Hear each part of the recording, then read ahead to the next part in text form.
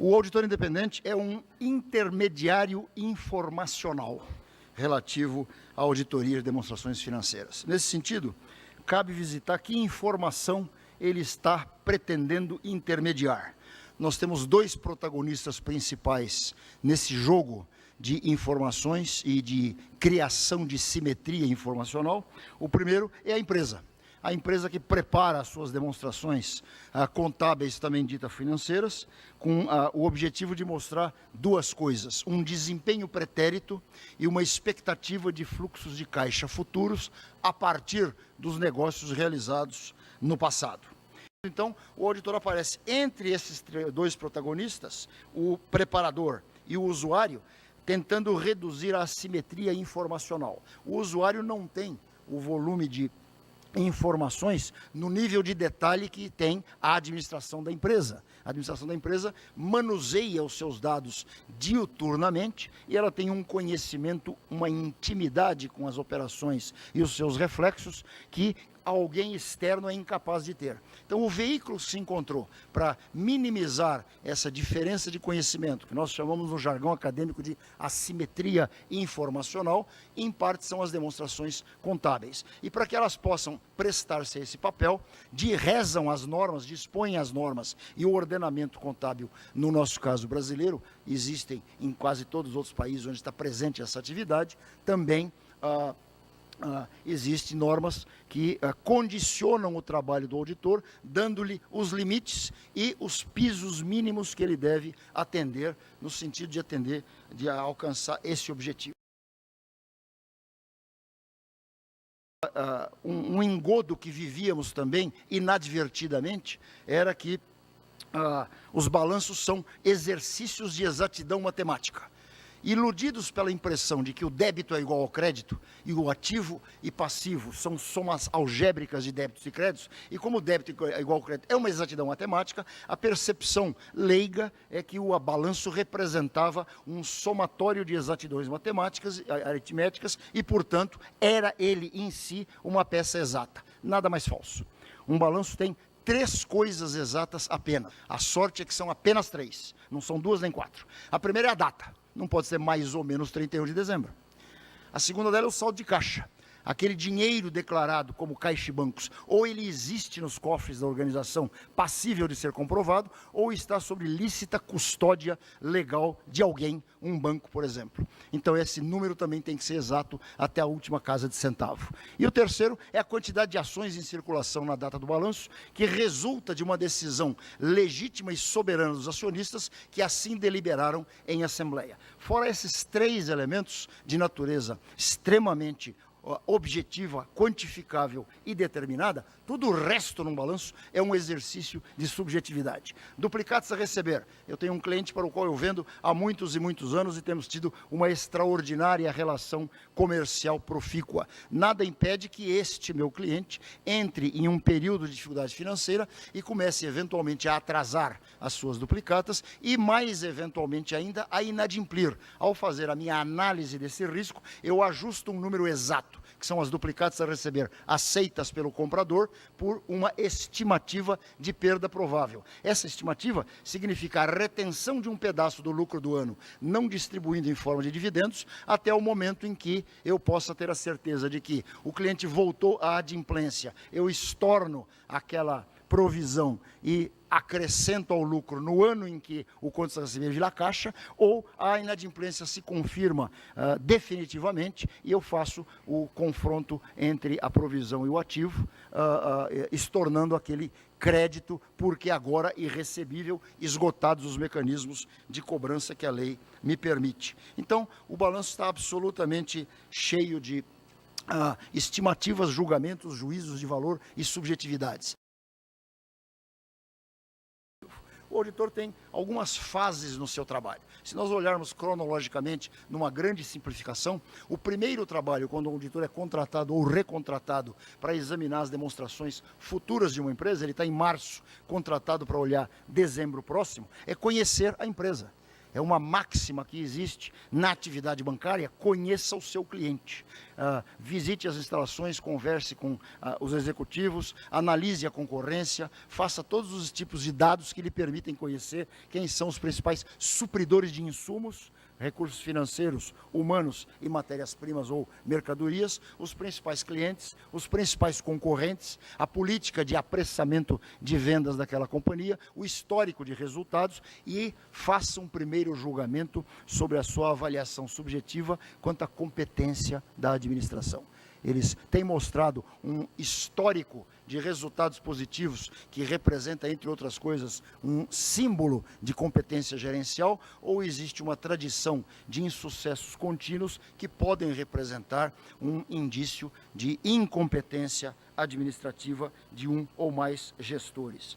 Uma vez obtida a informação sobre o negócio, o auditor vai a campo fazer perguntas sobre o funcionamento da empresa. Quais são os seus principais controles internos e quais são as suas principais práticas contábeis quando você as elege entre alternativas válidas. E controles internos, ele vai se cingir aos grandes ciclos operacionais da empresa. Assim como um médico, ele cria uma ficção dando aula de medicina, mostrando separadamente a estrutura do sistema sanguíneo, do sistema circulatório, do sistema arterial, do sistema ósseo, e depois ele junta tudo aquilo e sai andando um ser humano.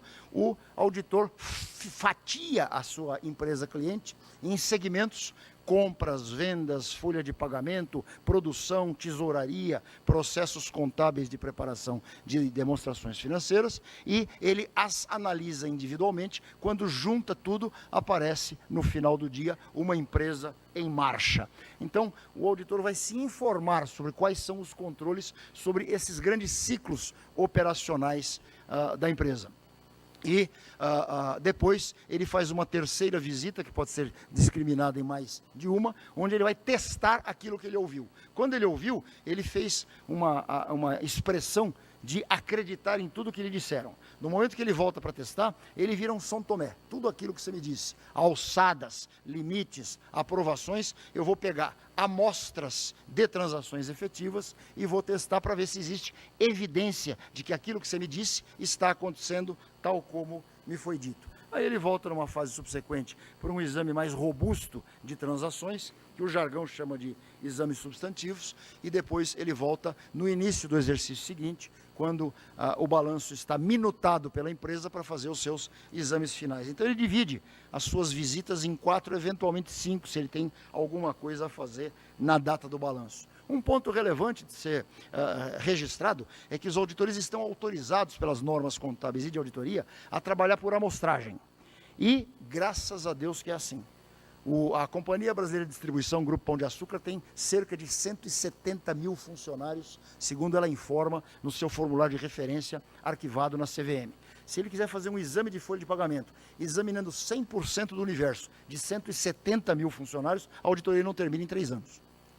Então, é dado a ele desenvolver técnicas, metodologias estatísticas minimamente inteligentes que lhe permitam examinar uma amostra de 170 mil e concluir sobre o universo de 170 mil, para que a auditoria possa ser factível. O fato de nós trabalharmos por amostragem já é um indício de que, eventualmente, alguma impropriedade pode não cair na amostra, dependendo de como ela tenha sido desenhada. Outra particularidade na responsabilidade dos auditores independentes é não confundi-los com empresas de seguro. O auditor não é uma seguradora e o relatório de auditoria não é uma apólice. Perdeu, vem reclamar aqui na firma da auditoria que eu cubro os danos. Ele está emitindo uma opinião sobre julgamentos em cima dos quais ele fez o seu julgamento. Ele não é gestor da empresa auditada. O auditor não toma decisões na empresa, nem pela empresa auditada. As decisões sobre concessão de crédito, contração de empréstimos, expansão de fábrica, implantar um plano de demissão voluntária ou aumentar o quadro de pessoal, é exclusivamente da empresa. O que o auditor está se preocupando é se o produto dessas decisões, refletido nas demonstrações contábeis, balanço, DRE, fluxo de caixa, mutação do patrimônio líquido, ele está adequadamente refletido no produto final preparado pela empresa, de acordo com as normas contábeis que ele cumpria obedecer. O auditor jamais deve usar no seu relatório final, também conhecido pelo jargão de parecer ou opinião, jamais deve usar adjetivos. Se a empresa estiver prestes a uma situação falimentar, e se o balanço mostrar isso com clareza, ele vai dizer que o balanço está certo. Cabe usar adjetivos ao usuário. Se este é o balanço dessa empresa, então é um mau balanço, é uma má empresa, não devo alocar lá os meus recursos financeiros. Não é o auditor que recomenda, faça ou não a sua decisão de parceria com a empresa. O que é uma auditoria apta e o que é uma auditoria inepta? A auditoria inepta é se ele não seguir este roteiro. Ele não planejou os trabalhos, não supervisionou os assistentes, não definiu materialidade, não revisou o serviço feito, não discutiu questões contábeis complexas com o seu grupo técnico na firma a qual ele pertence e tendo passado por não ter feito alguma dessas coisas, ele correu um risco, eventualmente calculado, de emitir uma opinião com o risco A ou com o risco B. Se ele cumpriu tudo isso, ainda assim podem existir impropriedades relevantes que não são detectadas, principalmente quando nós falamos de fraude. Por quê? Porque a auditoria não se confunde com investigação de fraude. A auditoria não é investigação de fraude, não é esse o seu objetivo, não é assim que ela está definida há décadas no mundo da contabilidade e da auditoria nos mercados de capitais, desde os mais avançados até aqueles mais incipientes. Investigação de fraude é um outro trabalho que nós usamos no Brasil, um anglicismo emprestado dos nossos colegas do idioma inglês. Nós temos aqui a contabilidade forense ou forensic accounting, que este sim é destinado para a investigação de fraudes. Então existe há longos e longos anos uma discussão, tanto no meio profissional quanto no meio acadêmico, sobre o que nós chamamos em português de hiato de expectativas. O que é que o auditor sabe que ele está entregando como produto do seu trabalho, que é um relatório de auditoria contendo um parecer, o qual contém um parágrafo de opinião, e aquilo que o usuário acha que está recebendo, que é um atestado de inexistência de fraudes. Esse ato tem que ser reduzido, e para ele ser reduzido, nós temos duas iniciativas muito relevantes. A primeira delas é levar esta discussão mais profundamente para os bancos das faculdades de economia, administração, finanças, contabilidade e direito. O segundo dele é eventos como este. Muito obrigado.